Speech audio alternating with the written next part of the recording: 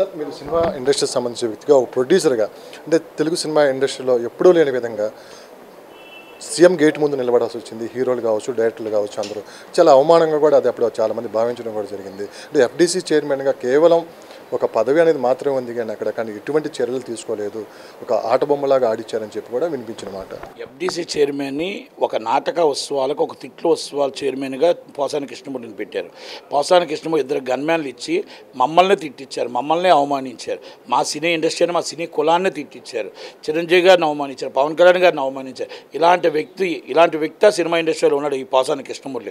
ఆ శ్యామల అన్న అమ్మాయి అది కాదు, వయసుకి మర్యాద ఇవ్వలేదు, విలువలు ఇవ్వలేదు, తండ్రికి ఇవ్వలే, తల్లిదండ్రుల పెంపకం ఏంటో నాకు తెలియట్లే. అమ్మాయి ఏం చేసింది ఏమన్నది?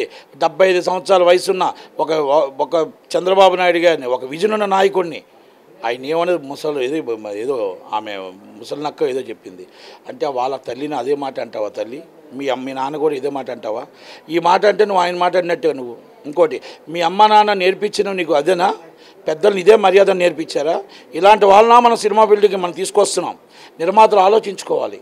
నిర్మాతలు ఒక్కసారి ఆలోచించుకొని ఆమె పెట్టుకునే ముందు ఒక్కసారి ఆలోచించండి. మనం పెద్దలకు మర్యాద ఇవ్వలేంది, విలువ ఇవ్వలేంది, మన నిర్మాతకి ఏం విలువ ఇస్తుంది? ఇలాంటి వాళ్ళన మన ఇండస్ట్రీలోకి తీసుకొస్తున్నాం అంటూ.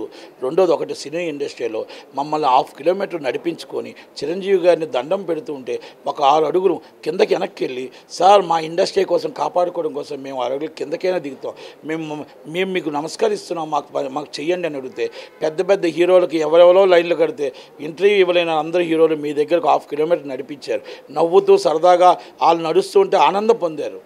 పోసాని కృష్ణమూర్తి, ఆర్ నారాయణమూర్తి గారు, ఆలీ గారు సరదాగా తీసుకొచ్చి మంచి పని చేశారు సార్, మరి చాలా మంచి పని చేశారు సార్ అని మీరు తప్పట్లు కొట్టుకున్నారు. ఇదా మన ఇండస్ట్రీని, మన కులాన్ని అవమానించుకోవడం? మన సినిమా కులాన్ని అవమానించి మీరు చేసిన ఘనత ఏం సాధించారు? ఈ జగన్మోహన్ రెడ్డి గారి దగ్గర మోకరలుంచారు.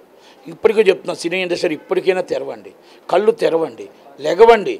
ఇప్పటికైనా భయం ఎందుకు? ఇప్పటికైనా రండి, ప్రెస్ మీట్ పెట్టండి. ఇప్పటికీ కూడా మీరు ఇంకా కూడా లెగలేక ఇంకా కూర్చొని ఇంకా అలాగే ఉంటారా? ఈరోజు మొత్తం చంద్రబాబు నాయుడు గారు వచ్చారు, మన బాధను చెప్పుకుందాం, కష్టాన్ని చెప్పుకుందాం.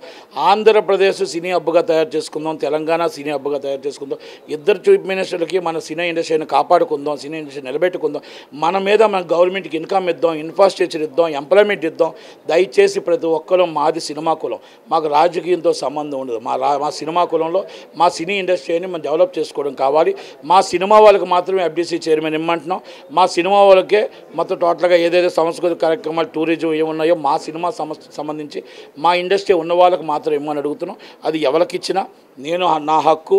నేను ఎఫ్డీసీ చైర్మన్ ఆశిస్తున్నాను. నాకు ఇస్తారా, ఇంకొకరికి ఇస్తారా? ఆశించేది నా హక్కు. లోకేష్ గారు ఏం చెప్తే దాన్ని చిరసా వహిస్తాను. పవన్ కళ్యాణ్ గారు ఏం చెప్తారు చిరసా వహిస్తా. మా ఇండస్ట్రీ బాగు కోసం, మా ఇండస్ట్రీ నిలబడడం కోసం నేను ఏ సపోర్ట్ చేయమన్నా, ఎలా ఉండమన్నా, వాళ్ళు ఏం చెప్పినా దాన్ని చిరసా వహిస్తానని చెప్తూ నమస్కారం. Thank you very much.